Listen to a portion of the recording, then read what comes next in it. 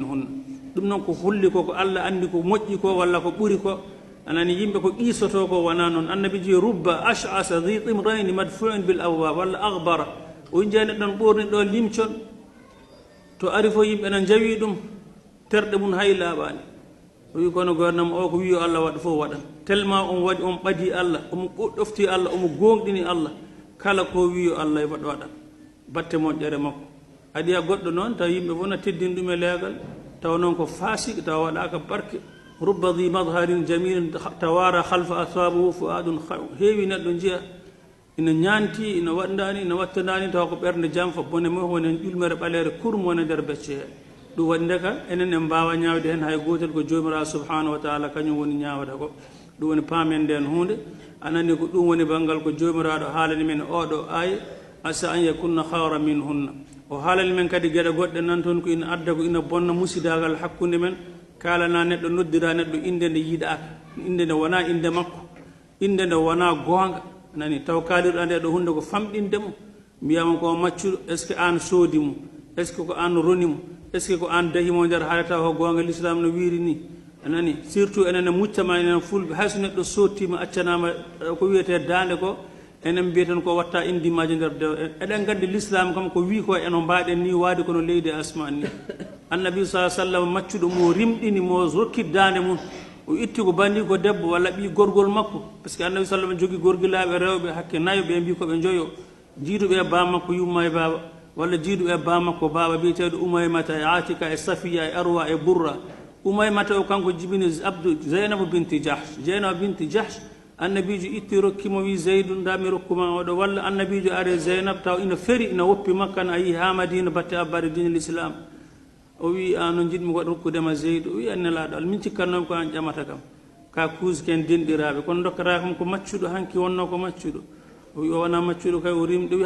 hay so rimɗi min komi qouraychiyanke comme banu hachim kaza wa kaza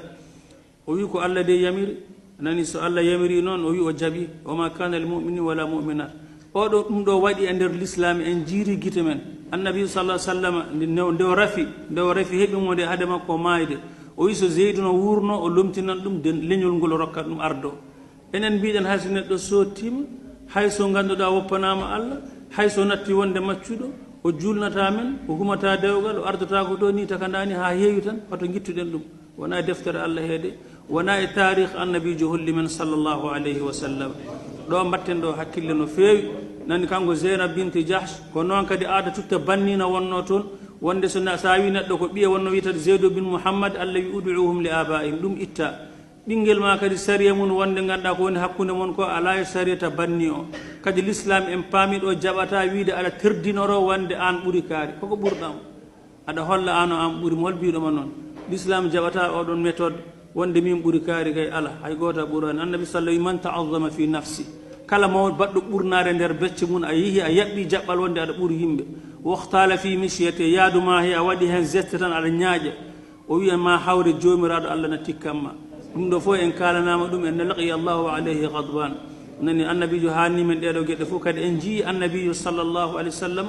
no wayyankinade yatan no wondiri sahabaɓe makko soɓe gaddi hunde o adda hunde soɓe kirsi hunde o wiya kanko huttata annabi sa sallam sahabaɓe ɓe keeɓi kosam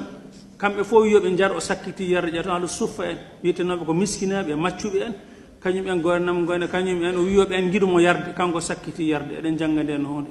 enen ha joni neɗɗo no fiya ɗo becce mum no wiya an ko gonɗa annabi sa sallam kañum ko ni holliri men ko ni wondiri e sahabaɓe sa ɓurnima tan firti ko an jogori ɓuurede anani ko ɗum woni joguiɗo moƴƴere foof hani ko juhade sammere so waɗi gawri tan jeeta ko ina juuhi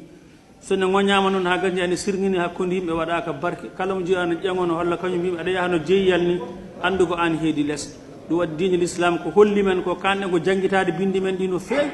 ƴewteɗen tarikh annabijo o no feewi annabi o sallallah sallam ƴewen no wondiri e sahabaɓe ko yankinare e wondude maɓɓe guddigal moƴƴal noon o neiri sahaba e makko ji aboubacrin lomtide no waɗi en ji oumar radiallahu anhu yanno e nder madina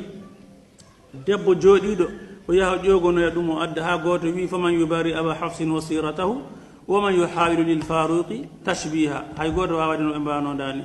en ji ganduɗa sahabaɓe annabijo fof ko noon mbayi ɗum noon goɗɗo wi neɗɗo hanani yaade no mawni kinona ɓurno كيف يزعم الرجيع أبد الدهر دجيع أن فل كرما إذا عندك وانتون جماعة بولارو يكا جربه ودو سرو هيوندو باولي أغوبي فوف وبيد هندو كو آدما دمو سيارتا كندان جاوا سايد يمبه كاكتا كو آدما نيتادي كان توتادي غولجاتا كوني غوانغا واسو واجني كو رب الورى جماعة عرب وبي كيف يزعم الرجيع أبد الدهر دجيع قد لو فكر الناس فيما في بطونهم ما استشعر العذب شبان ولا شيب ولا ساجي يقول أنا ندير ماكو آفة ندير ماكو آيات هذا برنو يم أناني هل في ابن آدم غير الرأس مكرمة وهو بطء من الآفات مضروب أنف يسيل وأذن ريحها سهك والعين مرمصة والثور ملعوب يا ابن التراب وما أكل التراب غدا أقصر فإنك مأكول ومشروب جوجر وادي ندير لو غاس جيل أنا لو هلا يم فار أنا وانت جيل أنا وانت غانا بردي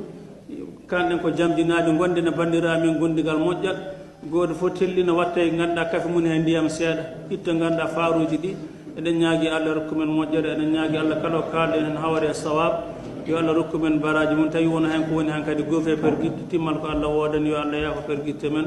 aqulu qawli hadha wa astaghfirullah li wa lakum wassalamu alaykum wa rahmatullah